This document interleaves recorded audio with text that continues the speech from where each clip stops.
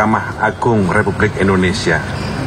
Dan kami bersyukur bisa diterima langsung oleh Yang Mulia Ketua Mahkamah Agung Republik Indonesia, Profesor Dr. Sunarto, Sarjana Hukum dan Master Hukum. Beliau didampingi oleh Yang Mulia para Hakim Agung yang membidangi berbagai macam kamar Hakim Agung. Dan tadi kami berdiskusi, maksud kedatangan kami adalah sebagai kunjungan balasan atas kunjungan Yang Mulia Pimpinan Mahkamah Agung, dalam hal ini Profesor Dr. Sunarto, sebagai Ketua Mahkamah Agung kepada pimpinan MPR beberapa bulan yang lalu, sehingga kami merasa perlu untuk melakukan kunjungan balasan bersilaturahim kepada beliau. Waktu yang cocok baik kami ataupun beliau adalah hari ini, tanggal 11 Juli 2025 hari Jumat. Kami bisa diterima berdiskusi, makan siang.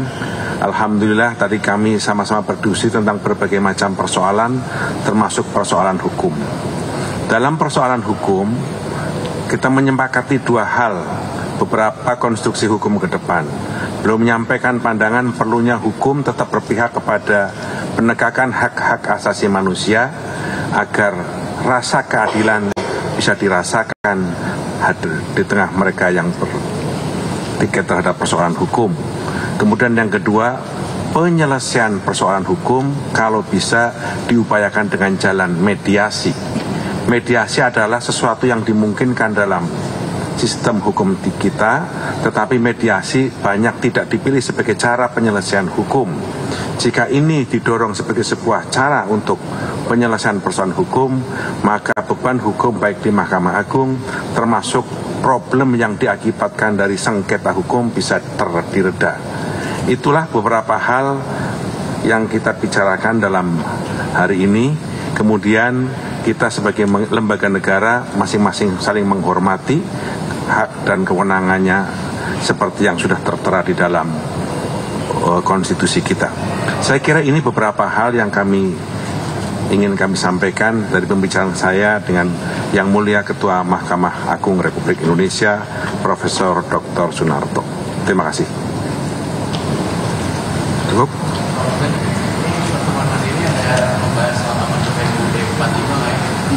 Yang kemarin ramai soal gara-gara putusan MK. Pertemuan hari ini adalah awal silaturahim pimpinan MPR kepada lembaga negara, dan setelah ini kami akan lakukan silaturahim dengan lembaga negara lainnya, termasuk dengan tentu saja DPR, DPD, BPK, MK, dan hari ini kami kepada Mahkamah Agung serta Komisi Yudisial. Kami akan bersilaturahim sebagai bagian dari rangkaian menghadapi sidang bersama tanggal 16 Agustus 2025. Kami juga tadi membicarakan tentang pada beliau pemikiran tentang kita nanti akan menghadapi Indonesia Emas 2045. Apakah mungkin juga perlu difikirkan tentang perlunya sebuah konstitusi Indonesia modern setelah 2045. Tapi pembicaraan apa semua harus menjadi sebuah persiapan sekarang dengan melibatkan stakeholder sebanyak-banyaknya agar konstruksi itu bisa difikirkan secara bersama. Bapak untuk pembahasan. Jabatan DPRD mungkin lebih. Enggak dibahas. Sama sekali enggak dibahas. Pak, pembahasan di dalam juga ada, misalnya lembaga legislatif juga sedang kemarin yang bahkan ya membahas terkait KUHP. Nah ini mungkin ada harapan juga nggak dari Bapak Sunarto terkait pembahasan tersebut? Terima kasih. Memang tadi sempat dibahas sedikit, hanya kulitnya, tidak di substansi. Seperti kita ketahui bahwa lembaga tinggi negara, MPR, MA, Mahkamah Agung, ya, DPR, DPD, BPK, lembaga eksekutif presiden, ada MK, itu semua dibentuk tujuannya sama, yaitu untuk mewujudkan tujuan kita bernegara sebagaimana yang termuat dalam pembukaan Undang-Undang Dasar 1945.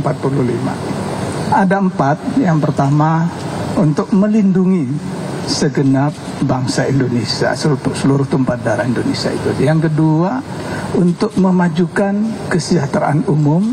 Yang ketiga, untuk mencerdaskan bangsa. Dan yang keempat, ikut menjaga ketertiban dunia.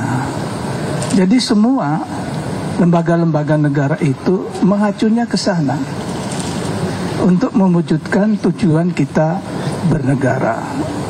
Yang mulia, yang terhormat Ketua MPR tadi menjelaskan bahwa KUHP adalah untuk melindungi hak asasi manusia. Saya rasa itu linier dengan tujuan bernegara kita yang pertama, melindungi segenap bangsa Indonesia. Otomatis di dalamnya termasuk melindungi hak asasinya. Gitu. Jadi semua regulasi akan bertujuan untuk melindungi segenap bangsa Indonesia dan tujuan bernegara lainnya. Tapi teknisnya saya rasa nanti ada tim teknis yang bicara. Ada ahli-ahlinya dari Mahkamah Agung, ada Ketua Kamar Pidana, ada Prof. Yanto Hakim Agung Pidana, ada Kepala Biro Hukum Humas, memang doktor pidana lah, doktor pengetahuannya tentang pidana. Itu nanti tim-tim teknis yang berbicara. Itu kira-kira yang bisa saya sampaikan. Dan Bapak Ibu sekalian, saudara-saudara, bahwa semua permasalahan bangsa ini tidak bisa diselesaikan oleh satu lembaga tinggi negara. Seluruh lembaga tinggi negara itu berkewajiban untuk melakukan sinergitas, bekerja sama, tentunya dalam tugas dan kewenangannya masing-masing. Itu yang bisa saya sampaikan. Terima kasih.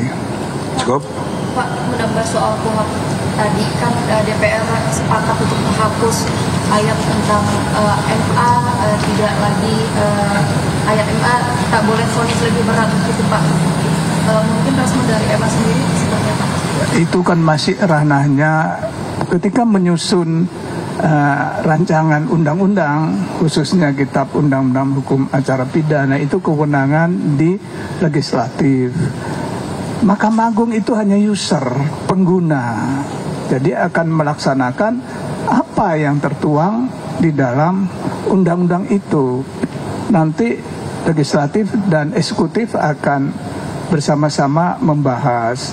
Namun Mahkamah Agung juga diminta untuk memberikan pendapat. Diatur dan sudah diberikan, Mahkamah Agung sudah menyerahkan DIM, daftar inventarisasi masalah. Nanti itu kewenangan mutlak, kewenangan absolut dari lembaga legislatif. Mahkamah Agung nggak boleh.